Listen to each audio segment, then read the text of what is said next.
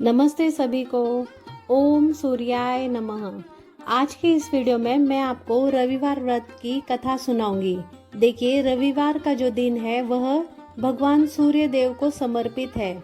मान्यताओं के अनुसार इस दिन सूर्य देव की नियमित रूप से उपासना करने से जीवन से दरिद्रता दूर हो जाती है, जीवन में सफलता मिलती है। रविवार बहुत ही विशेष दिन होता है सूर्य देव की उपासना के लिए। उसी के साथ अगर पौष मास के रविवार जो होते हैं वो और भी ज्यादा महत्वपूर्ण होते हैं। पौष के रविवार आज से शुरू हो रहे हैं, तो आप आज के दिन सूर्य के व्रत कर सकते हैं और आप चाहे तो खाली पूजा भी कर सकते हैं। देखिए, सप्ताह में हर दिन किसी न किसी देवता का समर्पित होते हैं। रविवार की बात करें तो इस दिन के देवता सूर्य देव माने जाते हैं। कहते हैं जो भी कोई रविवार को व्रत रखकर सूर्य देव की सच्चे मन से पूजा करता है, उसके साथ जीवन के सारे कष्ट दूर हो जाते हैं। साथ ही कुंडली में सूर्य देव की स्थिति भी मजबूत होती है। जो सूर्य देव है वह सभी ग्रहों के राजा कहे जाते हैं, इसीलिए इससे हमारे सारे ग्रह ठीक चलते हैं। इसीलिए हिंदू धर्म में रविवार का व्रत बहुत ही विशेष माना गया है। तो आइए आज की वीडियो में हम रविवार व्रत की कथा सुनेंगे और सबसे पहले हम सूर्य भगवान का ध्यान करें और कथा सुने। बहुत समय पहले की बात है, एक नगर में एक बुढ़िया रहती थी जो प्रत्येक रविवार को सुबह जल्दी उठकर स्नान आदि के बाद घर के आंगन को गाय के गोबर से लीपती थी।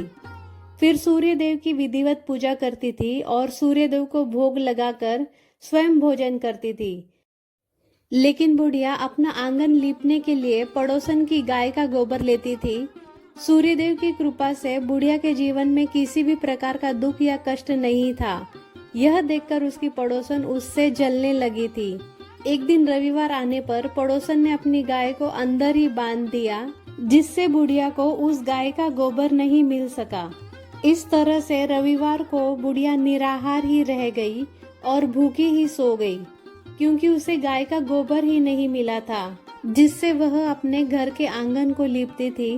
बुढ़िया को उस दिन सपने में सूर्य देव ने दर्शन दिए और पूछा कि आज भोग क्यों नहीं लगाया। इस पर बुढ़िया ने कहा उसके पास गाय नहीं है और पड़ोसन ने गाय अंदर बांध दी थी, जिसकी वजह से वह ना तो अपने घर के आंगन की लिपाई कर पाई और ना ही भोग बना सकी और ना ही सूर्य देव की उपासना कर सकी।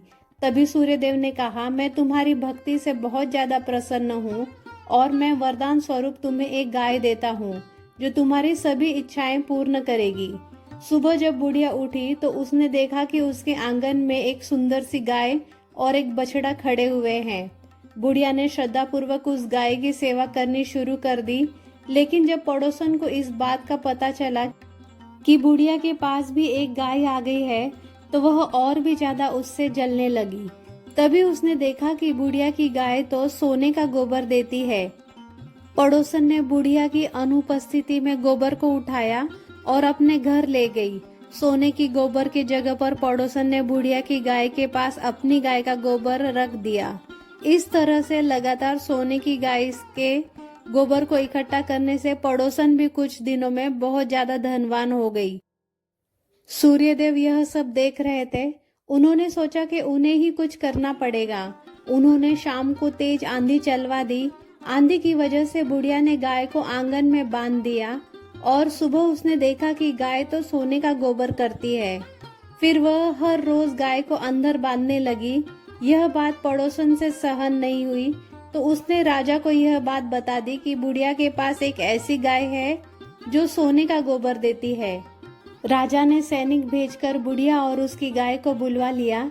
इस तरह गाय राजमहल में आ गई, जहां उसने बदबूदार गोबर से पूरे महल के वातावरण को दूषित कर दिया। उसी रात राजा के सपने में सूर्यदेव दिखाई दिए और उन्होंने कहा कि वह गाय केवल उस बुढ़िया के लिए है और वह हर रविवार मेरा नियम पूर्वक व्रत करती है और मुझे भोग लगाती है।